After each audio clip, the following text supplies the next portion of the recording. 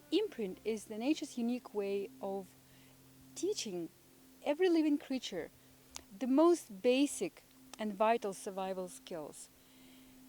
Some of the earliest imprints are the smell of mother's body, the voice of mother. So the baby or cub or any infant follows mother. The sound of the place where they were born. For this reason, those who born near mountains or in a big city, they would always be drawn to the places like that for the lifetime, because they will feel the very pleasant déjà vu at the places that will resemble something they had imprinted in their childhood. One of the very important and the very first imprints is the food imprint, which forms for the lifetime. Nature has chosen mother as the person who cares the most of a baby, and nature gave mother a chance to introduce the best possible way of eating to her baby. The food imprint for human babies happens approximately at the time when the mother weans the babies off her milk, which is between 9 months old and 18 months old. That's when the baby begins to take everything in their mouth. Their toys, their toes, their fingers, their clothing, their books.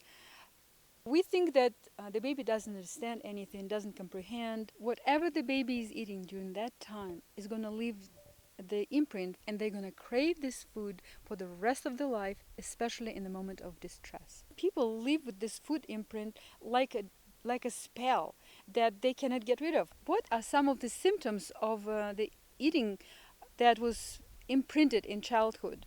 That is, for example, to finish your plate. That's one of the worst symptoms of food imprint that I personally had in my life. Or do you ever overeat? Or do you ever eat too late at night? And then in the morning you feel heavy and not fresh and not rested, and you swear that you'll never do it again, and then you do it again and again and again.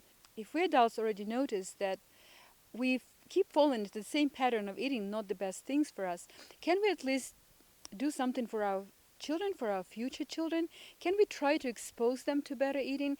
And even if you don't want to be vegetarian, maybe you could just surround your baby with bowls of fruits, so they could at least see that, view that, and ask, Mommy, what is that? This is an apple, this is orange, this is pineapple. My position is that we should teach young mothers and fathers to help their children to avoid that, and give them the best possible food. Have you noticed that a lot of kids show resistance to eating healthy? Over many years of listening to parents discuss the challenges of helping their kids eat healthier, I've narrowed down 3 common reasons why adults believe children don't want to be healthy. I've traveled around the United States interviewing children of different ages to find out if any of these reasons are true, and here is what I found.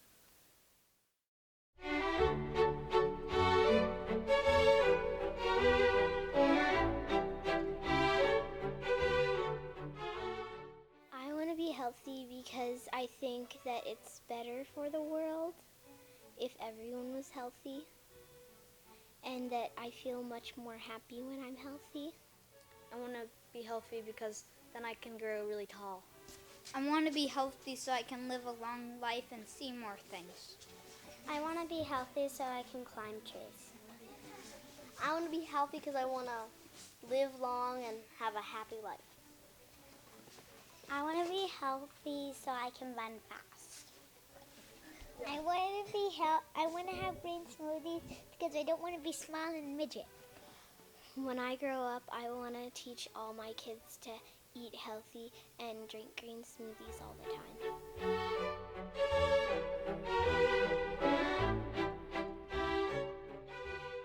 They're very, very, very, very good.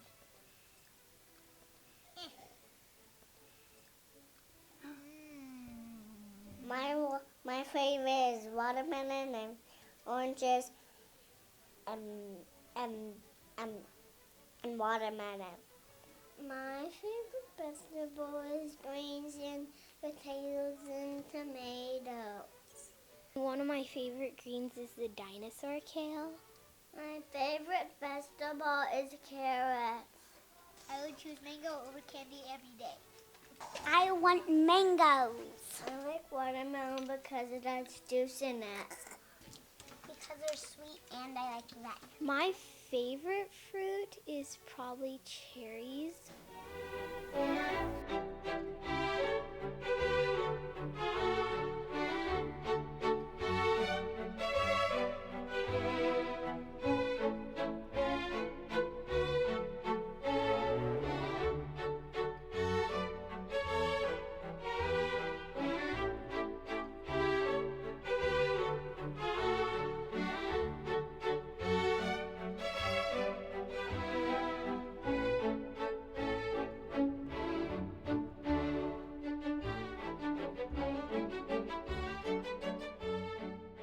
Want some smoothie? Yes.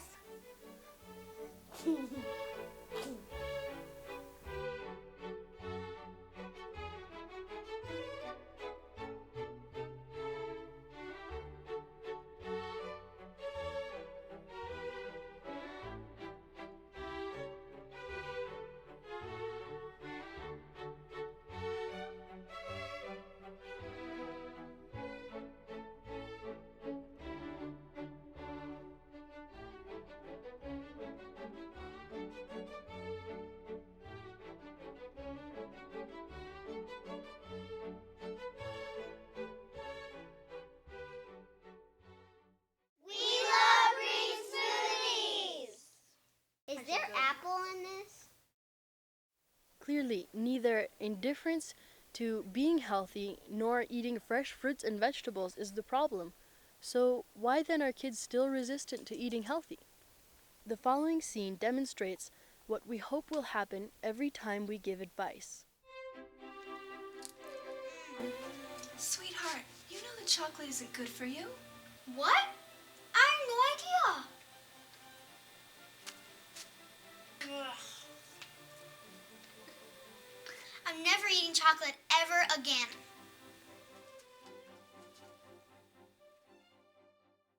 Now, what was missing from this scene? How about the little girl's defensive reaction? Not to mention free will and critical thinking. This next, far more realistic clip illustrates what happens in reality when we give advice. Sweetheart, you know that chocolate isn't good for you. Oh, whatever. It's delicious. It's really bad for you. It's loaded with caffeine and sugar. Okay, let me have that. No fair.